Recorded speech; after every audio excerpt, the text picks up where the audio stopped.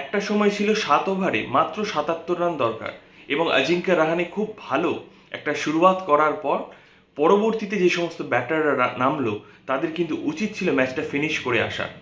রিঙ্কু, রাসেল, রমনদীপ, অঙ্কুশ রঘুবংশী এতগুলো ভালো ভালো ব্যাটার থাকা সত্ত্বেও আমরা কিন্তু শেষ রক্ষা করতে পারলাম না। এটা খুব আনফর্চুনেট একটা ব্যাপার। সবচেয়ে যে ব্লান্ডারটা হয়ে গেছে সেটা হচ্ছে রমনদীপ সিংকে নামানো এবং অঙ্কুশ রঘুবংশীকে পরে নামানো। যখন প্রয়োজন ছিল রিঙ্কু সিংকে নামানো, সেইখানে কেন অঙ্কুশ রঘুবংশী, এটা কিন্তু খুব বড় একটা প্রশ্নচিহ্নের সামনে।